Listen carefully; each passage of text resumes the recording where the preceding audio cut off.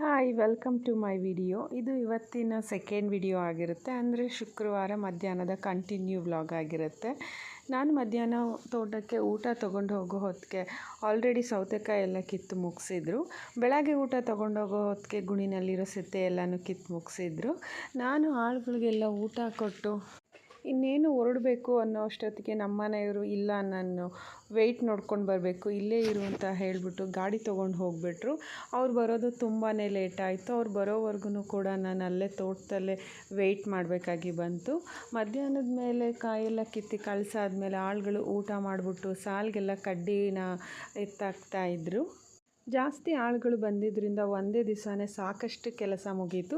ಇನ್ನು ಈ ಸೌತೆ ಗಿಡಕ್ಕೆ ನಾವು ಕಡ್ಡಿ ಹಾಕ್ಸೋದು, ಅಂದರೆ ಡಿಗ್ಗರ್ ತೆಗೆದು ಕಡ್ಡಿ ನಿಲ್ಲಿಸೋದು, ಇದನ್ನೆಲ್ಲ ನಾವು ಗುತ್ತಿಗೆ ಕೊಟ್ಬಿಡ್ತೀವಿ. ಇಷ್ಟಕ್ಕೆ ಇಷ್ಟು ಕೂಲಿ ಅಂತ ಹೇಳಿಬಿಟ್ಟು. ಕವರ್ ಹಾಕ್ಸೋದು ಕೂಡ ಅಷ್ಟೇ, ಒಂದು ರೋಲ್ ಕವರ್ಗೆ ಇಷ್ಟು ದುಡ್ಡು ಅಂತ ಅಂದ್ಬಿಟ್ಟು ಗುತ್ತಿಗೆ ಕೊಡ್ತೀವಿ. ಇದರಿಂದ ನಮ್ಮ ಟೈಮು ಸೇವ್ ಆಗುತ್ತೆ.